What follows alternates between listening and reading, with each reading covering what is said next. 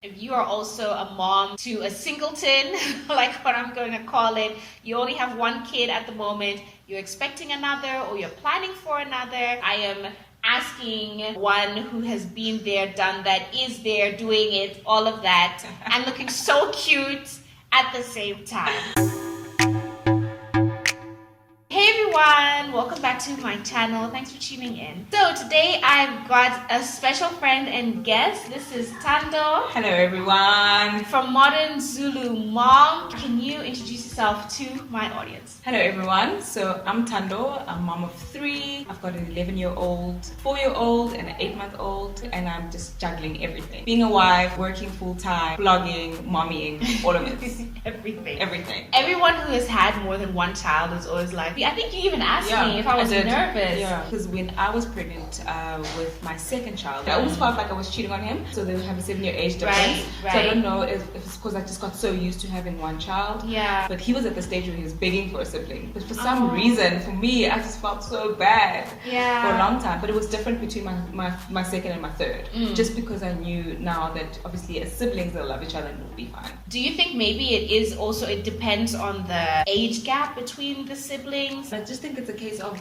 just the way you feel. Like I said, my son was like begging for a sibling. When I did it the third time, I just knew that how well they gelled, and I just knew how much my son loved it, loved being a big brother. And I think it was the fear of the unknown. We all take it differently. For example, some people will be very excited, to introduce a sibling to their child, and some people may be nervous. I was just more on the nervous end of it. It was unnecessary to worry. They're siblings at the end of the day, and I had a sister, and I loved having a little sister. What's the age gap between you guys? 4 years. Okay, so that's gonna be the same with Kai and baby O. Because everybody's always going on about how, you need to have them so close together so they can become best friends. 2 years is like the best time. The thing is, by the time Kai was 2, I was still not ready. I was like, telling Kev, 2 is busy. 2 is busy, and you almost like, I feel like after every kid I need like 2 years. Right? Like the 2 years is when you start now being able to go out at girls' weekend and not feel bad about it. You're almost just coming out of that new baby zone, and you sitting back at work or whatever the case may be, but you're just finding yourself after 2. So it's like, whenever I told like my friends or people who haven't had kids yet, it took me almost 2 years to start feeling like myself again. They're like, what? 2 years? It takes I don't know, it takes a while. I started getting proper broody when Kai was like around 2.5. Yeah. When he started also developing this like personality, and I was speaking, just like, so cute. And I'm like, oh my god, I did that. We survived, and that's when I was like, oh, okay, I think we can do this again. What I am nervous about, and this is where I'm like, please help me, is the regression. My daughter was about 3.5 years old when I introduced her baby brother. Yeah. There was a lot of that. I don't know if it was because we introduced a lot of change. So that's almost my number one tip. Try keep your routine as the same as possible. For us, we moved and had a baby in the space of a month. And moving is massive. Yeah, she really struggled with that. We had to do the nighttime, waking up again, things that she had easily gripped when she was 2. We had to go back and now wake her up in the middle of the night to go to the loo. Acting out differently. There was a stage where we were scared of her, guys. Like, if you discipline, it would be a tantrum. When it got out of hand was when the behavior started showing up at school, because I reached out to the school for support. So I think it's important as well to engage your school and to tell them what's going on in your household all the time. The child may act out in the school environment, and they don't understand what's going on at home, and so I got a play therapist. Okay. The therapy happened at home. The therapist, picked up those kind of things that, she doesn't know her place. She feels like she was the baby and now she's no longer the baby. Okay. Now, the thing is, it does make me feel better, but I'm also like I said, that's what is making me a bit like, I don't know what's gonna happen to him, because it is such a massive change. Yeah. Because we're gonna have to hire a new nanny. That is already going to be a massive change. And so now I'm like, oh gosh, how do we, there's no way, we have to find someone. Yeah. But I get you, so I will definitely try and keep that in mind. So if you're the person, for example, just to make it practical, so if you're the person that picks him up at school, try and keep that. Obviously, you won't in your first few weeks of recovery, but go back to that so that you guys have that thing again, and it doesn't feel like, oh, now just because there's a new baby, other things are changing because of the baby. Exactly. Right. The whole idea of how am I going to love this new child as much as I love my current child. Before I got pregnant, I almost saw these posts often, and I'm like, really? It doesn't really make sense. Yeah, like why wouldn't you love your children or your children? But then now that I'm pregnant, I'm like, I obviously have a bond with baby O, but it's not on that level. With Kai, obviously. So for me, I'm like, how do I then... There's no space for new feelings. Right. Because it almost becomes not overwhelming. You know how it is when you're a mom. It's like, oh, this is my child, you know? This is like, I've made this human. And everything revolves around that little person. And so now there's another little person coming in. It's almost like, how do you... shift. Yeah, how do you shift, but then it's still equal? There's not a day where you meet your new baby and then it shifts. Just like you probably had the same anxiety as didn't you when you had Kai? And you're like, how am I gonna love this person? You didn't connect really on that level that you love Kai now. You almost grew. It grew. Yeah, it grew deeper. So is that how it is? It's like that. You know, it's not like a switch or your feelings for Kai get reduced to space and extra capacity. I think that's what it is. You're like, I only have 100% and now I have to like remove some of that and it's like 50-50. I think I've seen some quotes around that to say like, you know, your heart grows bigger. Yes. Almost like your heart grows bigger to accommodate all your kids. I think you'll fall in love like so many times. I mean, you'll fall in love again when you see Kai love video. Yeah. You know? So I think it's just a constant shift. But I mean, the feeling and the love comes in the space. Okay. In the space. I have to. I've done it 3 times. Yeah, I have to trust you because it is like, how do I love the two the same? You know, because now I'm a mom. I have completely forgiven my mom for having a favorite child. Yeah, I know you love me, but there's something about that one. I think it's very sweet, the idea that your heart just gets bigger. But I'm also like, it feels a bit airy-fairy at the same time. It does. But now how you've explained it, that it kind of, you almost like, even this hand movement of like shifting. The shifting, that makes sense. No one tells you how having a child affects your marriage. No one talks about it. I've talked about it. I will continue talking about it. But it really changes everything. Because no one had given me the heads up before I had Kai. Please give me a heads up before baby number 2 comes. Okay. What happens? I feel like I miss him most of the time because there's just no the conversations we have are in the middle of the night. Babe, come, let's talk about this. Yeah. He's like, why would you be asking me? And I'm like, but I didn't have a chance. Yeah, I'm competing with 3 other people to have a conversation with you in like our normal life. When we went for premarital counseling, our counselor actually said to us, make sure that you guys keep checking in with each other when you have changes in your life. So when someone moves or changes a job or there's a new baby, that's a big one. I mean, that's not hard to miss. Can't miss it. But there's certain things in your relationship that keep changing dynamics, and you don't go back and discuss it as a couple to say, okay, babe, this is different. How are we going to move going forward? From having one child, so you had the city, then you had Kumo. Do you feel like your marriage shifted in a way when that happened?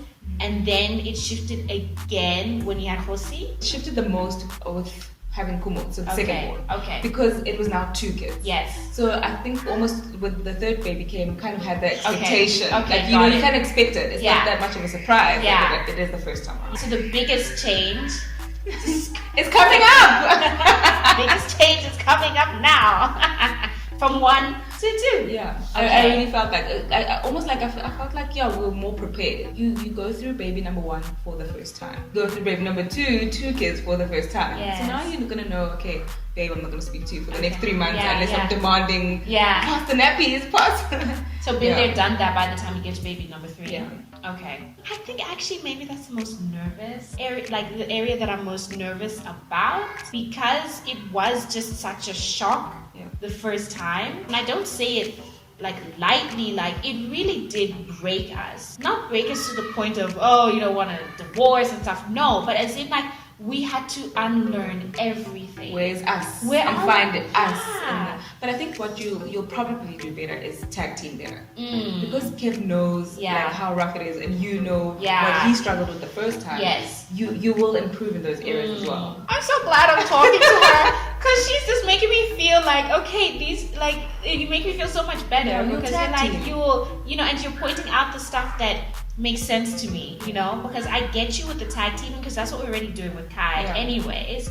So it is going to, hopefully, it is going to be one of those things that we just have to expand that with the new baby. Yeah. Both of us, me and Kev, have been sort of like sticking to in terms of the hope that we have for baby O number 2 is that we've been through this before. We know that it's going to be rough. Yeah. Whereas before we were blindsided, we had no idea how rough it was going to be, and then it came, we were just like, what happened? You'll find that he knows now what the sleepless nights come with and the impact that it has. Or you guys know that, okay, when we don't have date night or time alone, it really impacts us in this way. And just in terms of attention, how do you almost space it out to give each child enough attention, but also attention as a group? I think the family unit is very important because at the end of the day, they're siblings. They have to live with each other for a very long time. Yeah. So it's important for you to actually get them together and you guys as a unit.